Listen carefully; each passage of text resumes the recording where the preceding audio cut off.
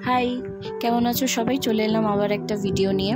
আজকে তোমাদের সাথে শেয়ার করব ডালের বড়ার রেসিপি। ডালের বড়া অনেকেই অনেক রকমভাবে বানিয়ে থাকে। অনেকে মটর ডাল দিয়ে বানায়, আমিও মটর ডাল দিয়ে বানাই। তবে এই দিনের কিন্তু আমি বানিয়েছিলাম মুসুর ডাল দিয়ে। আর মুসুর ডাল দিয়ে বড়াও কিন্তু খুব খেতে ভালো হয়। তোমরা চাইলে অবশ্যই ট্রাই করতে পারো। তো চলো রেসিপিটা তোমাদের সাথে শেয়ার করি। প্রথমে আমি মুসুর ডালটাকে কিছুক্ষণ জল দিয়ে ভিজিয়ে রেখেছিলাম, এই ধরো ঘন্টাখানেক। তো জল দিয়ে ভিজিয়ে রাখার পর তারপরে জলটা ছেঁকে মুসুর ডালটার একটা হালকা দানা দানা থাকবে সেরকম একটা পেস্ট বানিয়ে নিতে হবে। সেটা তোমরা মিক্সিতেও করতে পারো, শিলনোড়াতেও বেটে নিতে পারো।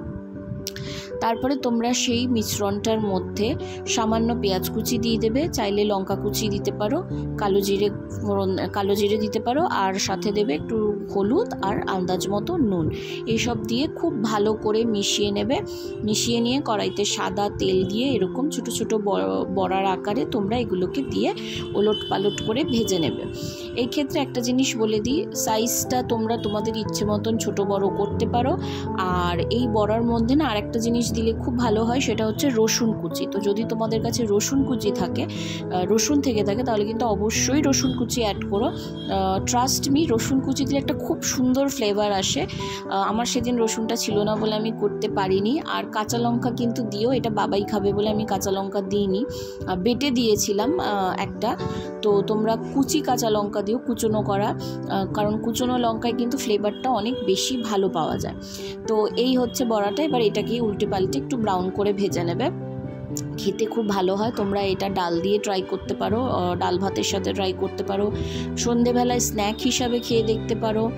এছাড়া তোমরা পান্তা ভাতের সাথে খেতে পারো, যেটা আমি তোমাদের সাথে আগেই পকাল ভাতের রেসিপি শেয়ার করেছিলাম। চাইলে পকাল ভাত দিয়েও কিন্তু তোমরা এই বড়া ট্রাই করতে পারো। তো চলো, আশা করি ভিডিওটা তোমাদের ভালো লেগেছে। তো যদি ভিডিওটা ভালো লাগে অবশ্যই ভিডিওতে লাইক কমেন্ট শেয়ার করো। আর চ্যানেলটাকে নতুন দেখে থাকলে তাহলে সাবস্ক্রাইব অবশ্য করে নিও। সাবস্ক্রাইব করে বেল বাটনে প্রেস করতে কিন্তু একদম ভুলবে না। তোমাদের একটা লাইক, একটা সাবস্ক্রিপশন, একটা কমেন্ট আমাকে অনেক বেশি মোটিভেট করে নতুন নতুন ভিডিও আনার জন্যে। আর তোমরা কী ধরনের ভিডিও দেখতে চাও অবশ্যই আমাকে কমেন্ট সেকশনে কিন্তু জানাবে, আমি অবশ্যই তোমাদের সাথে সেটা শেয়ার করব। তাহলে চলো, দেখা হচ্ছে আবার একটা নতুন ভিডিও নিয়ে। আমার বড়া তো রেডি, আমি চললাম খেতে। তোমরা বানিয়ে আমাকে কিন্তু কমেন্ট করতে ভুলো না। টাটা।